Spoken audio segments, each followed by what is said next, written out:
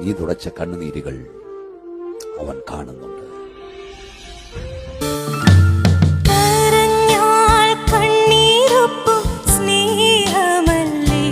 അതായത് എണ്ണ ഉപയോഗിച്ചായാലും അല്ലെങ്കിലും കരിഞ്ഞു വരുന്ന ഭക്ഷണം കാർസിനോജനാണ്, ക്യാൻസറിന് കാരണമാകും. തീർച്ചയായിട്ടും. അപ്പോൾ അങ്ങനെ കരിഞ്ഞ് കിട്ടുന്നതിലാണ് ഇപ്പോൾ ഈ പറയുന്ന ബാർബിക്യൂ അല്ലെങ്കിൽ കോളിൽ കൽക്കരിയിൽ വറുത്തെടുക്കുന്നതാണ് ഇപ്പോൾ ഈ പറഞ്ഞ അൽഫാമും അല്ലെങ്കിൽ ഈ പറയുന്ന ബാർബിക്യൂ ചിക്കനൊക്കെ. അപ്പോൾ അതിൽ ചാറിങ് ആക്ച്വലി ഡേഞ്ചറസ് ആണ്. അപ്പോൾ അത് കൺസ്യൂം കൂടുതൽ ചെയ്യുമ്പോഴത്തേക്കും തീർച്ചയായിട്ടും അത് ക്യാൻസറിന് ഒരു ചാൻസ്. അപ്പം നമ്മുടെ ഫുഡിൽ മാറ്റങ്ങൾ വന്നു.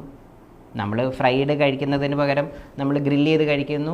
നമ്മൾ വിചാരിക്കുന്നത് അത് ഹെൽത്തി അല്ലേ, ഞാൻ എണ്ണ ഉപയോഗിക്കുന്നില്ല, അതിലുള്ള ഫാറ്റൊക്കെ പോയി എന്നുള്ളതാണ്. പക്ഷേ അല്ല.